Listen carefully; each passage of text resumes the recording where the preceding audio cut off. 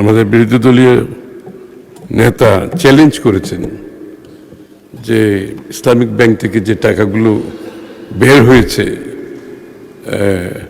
সেগুলোর প্রতিবাদে উনি চ্যালেঞ্জ করেছেন যে এখানে জামাত ইসলামের কোনো রকমের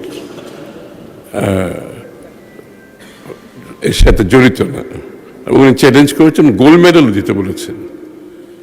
মাননীয় স্পিকার, এই দাবিটা কিন্তু সালমান রহমানও করতে পারে।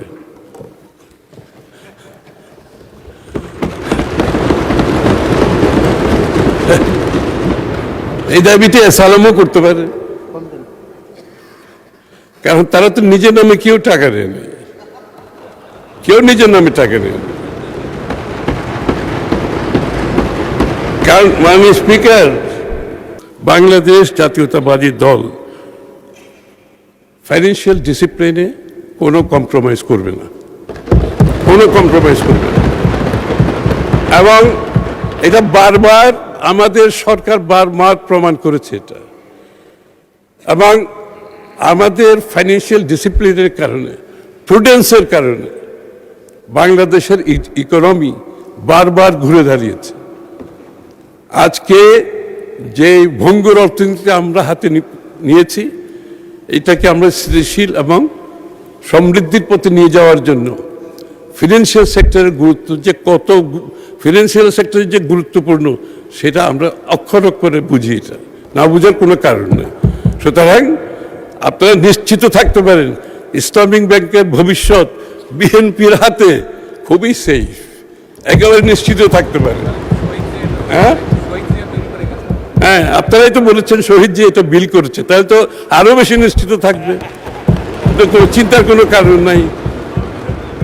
এমন কোনো কাজ করবেন না, এমন কোনো কাজ করবেন না, মাননীয় বিরোধী দলের নেতৃবৃন্দকে বলছি আমি, এমন কোনো কাজ করবেন না যে বাংলাদেশের মানুষ হতাশ হয়। একটা গণতান্ত্রিক সরকার দেশ চালাচ্ছে, একটা বিশাল সমর্থন নিয়ে একটা গণতান্ত্রিক সরকার দেশ চালাচ্ছে, এটাকে একটু সময় দেন। যে কোনো কারণে, যে কোনোভাবে আপনারা একটা অস্থিতিশীল অবস্থা যদি সৃষ্টি করে বাংলাদেশের মানুষের কাছে যদি মনে হয় আপনারা এই কাজটা করছেন, এটা আপনাদের রাজনীতির জন্য ভালো হবে না। আমরা চাই একটা স্থিতিশীল বাংলাদেশ। সুতরাং এই যে ব্যাংকের বাইরে যারা আছে, ব্যাংকের ভিতরে যারা বিশৃঙ্খলা সৃষ্টি করছে, আইনের চোখে তারা কিন্তু দোষী। বিএনপি সরকার যথেষ্ট ধৈর্যের পরিচয় দিচ্ছে, আইনের চোখে তারা দোষী। কোন রকম ফিনান্সিয়াল ইনস্টিটিউশনের সামনে ভিতরে বাইরে বিশৃঙ্খলা করার অর্থ তার শাস্তিযোগ্য অপরাধ, এবং এটার জন্য 2 বছরের জেল হতে পারে। কিন্তু বিএনপি সরকার অত্যন্ত ধৈর্যশীল, এবং আমরা কিন্তু অসম্ভব টলারেন্সের মাধ্যমে সরকার পরিচালনা করছি। এই যে এত বিশৃঙ্খলা সৃষ্টি করা হচ্ছে বিভিন্ন জায়গায়, সরকার কিন্তু খুবই ধৈর্যের সাথে দেশ পরিচালনা করছে। আমি আশা করব আপনারা সহযোগিতা করবেন। আগামীর বাংলাদেশ, যা বিএনপি যে আগামীর বাংলাদেশ গড়ার যে শপথ নিয়েছে, সেটা আপনাদের বাদ দিয়ে তো না, আপনাদেরকে নিয়েই তো আমরা করতে চাই। কারণ আপনারা তো নির্বাচিত হয়ে এসছেন, আমরা না হয় বেশি এসছি, আপনারা কম আসছেন, কিন্তু আপনারা তো নির্বাচিত। আমার অনুরোধ, আমরা ঐক্যবদ্ধভাবে সামনের দিকে এগিয়ে যাই। প্রতিটি জায়গায় এই ধরনের ছোটোখাটো ইস্যু নিয়ে বিশৃঙ্খলা সৃষ্টি করলে রাজনৈতিকভাবে আপনারা খুব বেশি লাভবান হবে না।